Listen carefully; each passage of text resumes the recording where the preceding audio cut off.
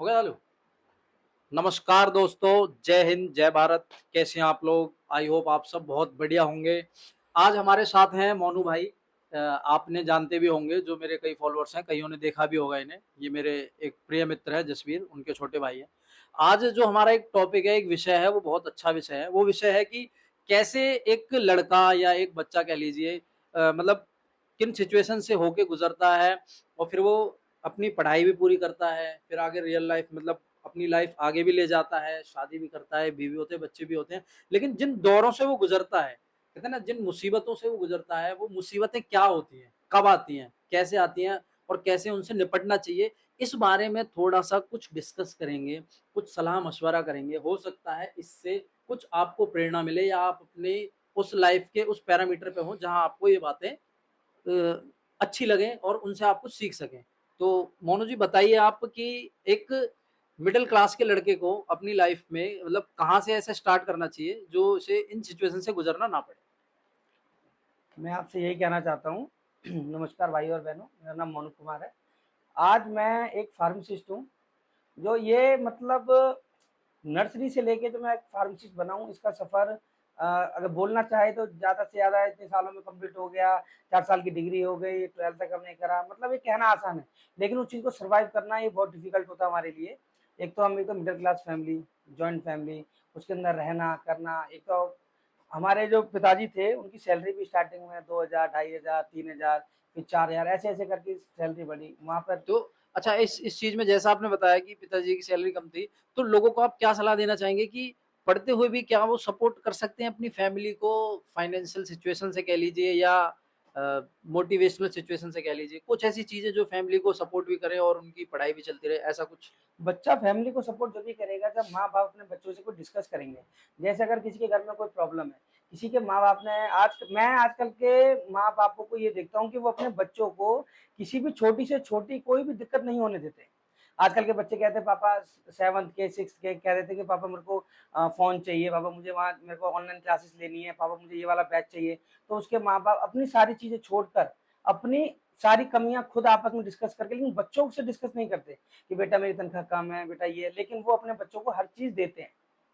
तो इसके लिए जो बच्चा होता है वो चीज़ को समझ नहीं पाता, उसे उसकी वैल्यू नहीं पता है कि वो उसे कैसे मिली। मतलब आप कहना ये चाह रहे हैं, आपके कहने का सिंपल मतलब ये है कि अगर थोड़ा-सा पिछले टाइम पे चले जाएँ, बिफोर 2000 यानी सन 2000 से पहले चले जाएँ, तो उस टाइम परिस्थितियाँ ऐसी थी कि माँ-बाप के पास साधन नहीं थे, लेकिन बच्चों के अंदर एक भूख थी पढ़ने की, कुछ करने की। जी, लेकिन बिल्कुल। आज के टाइम के हिसाब से आप ये कहना चाह रहे हैं, माँ-बाप उन्हें सारी फैसिलिटी दे रहे हैं, लेकिन फिर भी उनका ध्यान कहीं और है, वो इन चीज़ों को समझ नहीं पा रहे हैं।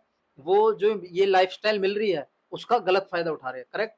गलत फ़ायदा नहीं कह सकता हूँ कि बच्चों को भी मिसअंडरस्टैंडिंग है, बच्चे उस चीज़ को अभी अंडरस्टैंड नहीं कर पा रहे हैं, क्योंकि जब वो खुद माँ-बाप बनेंगे, जब सैक्रिफ़ाइस उनके जीवन में एक जुड़ेगा, करेक्ट, जब करेक्ट। उन्हें ये पता चलेगा कि हाँ, हमने अपने बच्चों के लिए क्या करना चाहिए, क्या कर रहे हैं, जब वो करेंगे अपने बच्चों के लिए, जब उन्हें पता चलेगा कि उनके माँ-बाप ने उस समय पे उनके लिए क्या किया।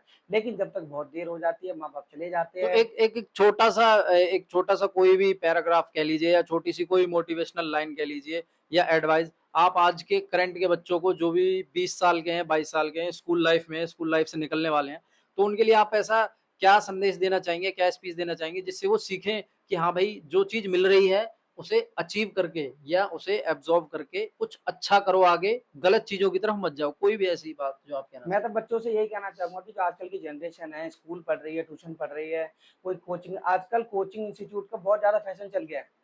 क्योंकि बच्चे आजकल प्राइवेट इंस्टीट्यूशन की तरफ बहुत ज़्यादा एग्रेसिव हो रहे हैं, वहीं जाते हैं, वहीं कोचिंग लेते हैं, ऑनलाइन लेते हैं, तो बच्चों के माइंड पे आजकल कॉम्पिटिशन का ऐसा माहौल हो गया है, जेईई मेंस, नीट नीट वगैरह में लोग सुसाइड करते हैं, कोटा जाते हैं, घर परिवार को छोड़ के वहाँ पीजी लेते हैं, रूम लेते हैं, फिर लाइब्रेरी जॉइन करते हैं, जो यहाँ काम नहीं हो रहा उन पे। मतलब अपने शहर में रह के काम नहीं हो रहा, लेकिन लोग भेड़-चाल की तरफ ज़्यादा बढ़ रहे हैं। Competition, competition, exactly competition. Exactly जैसा आपने कहा, भेड़ चाल का बहुत गलत असर होता है। कई जो मेरा मानना है, मैं कह रहा हूँ एजुकेशन मस्ट है, लेकिन कई बच्चे अपनी जीवन के 4 से 5 साल जो उसमें वो चाहे उनके अंदर कुछ टैलेंट हो वो बन सकते हैं, लेकिन भेड़ चाल के चक्कर में वो कहीं और गलत जगह चले जाते हैं। रिजल्ट क्या आता है, परिणाम क्या आता है कि ना तो वो जो भेड़ चाल के चक्कर में गए हैं वो बन पाते हैं और उनके अंदर कोई टैलेंट रहा है या उनके अंदर कोई हुनर रहा है वो भी खो जाता है। करेक्ट? बिल्कुल, यही कहना चाहता हूँ मैं कि जो बच्चे होते हैं यहाँ से दूसरी जगह चले जाते हैं, कि मैं कोटा जा रहा हूँ, कई बड़े-बड़े इंस्टीट्यूशन है, मैं इनका नाम लेना नहीं चाह रहा, लेकिन लोग अपने-अपने इंस्टीट्यूशनों को इतना प्रमोट करते हैं, प्रमोट सर कर आप अपना बच्चा मुझे भेजिए, मैं यहाँ से उसको आईएएस ऑफिसर बना के भेजूँगा, मैं उनको जेईई मेंस में कलेक्टर बना दूँगा, मैं उनको एक अच्छा टॉप इंजीनियर बना दूँगा, एक अच्छा डॉक्टर बना दूँगा। मैं अच्छी बात करता हूँ, लोग प्रमोट करते हैं, लेकिन वो प्रमोट करते हैं, बच्चे उस चीज़ से डिमोटिवेट हो जाते हैं। क्योंकि बच्चे सब कुछ अपना दाँव पे माँ-बाप एक मिडल क्लास फैमिली अपने बच्चे को डॉक्टर बनाने के लिए कहते हैं कि नीट की तैयारी करनी है, तो वो कोचिंग कराने के लिए उनको इंस्टीट्यूट वगैरह जॉइन करा देते हैं। 1-1 डेढ़-डेढ़ लाख रुपए की फीस होती है वहाँ पे। अब मिडल क्लास फैमिली बच्चे को लगाती है, लेकिन बच्चे के ऊपर अब प्रेशर है।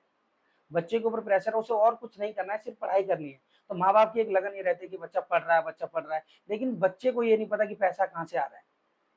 फर्स्ट ऑफ ऑल बच्चे को ये नहीं पता है कि पैसा कहाँ से आ रहा है, माँ-बाप कैसे कर रहे हैं, तो बच्चा उस चीज़ को समझता नहीं है, तो वो अपनी पढ़ाई के अलावा और भी कामों में लगने लग जाता है। लग लग चलिए कोई नहीं जी, बहुत अच्छा लगा आज बात करके। देखिए दोस्तों, कोशिश करेंगे और ऐसे बहुत अच्छे-अच्छे टॉपिक लेके आएँगे। तब तक के लिए आप बने रहिए हमारे चैनल पे। मोनू जी, जय हिंद, जय भारत, जय हिंद।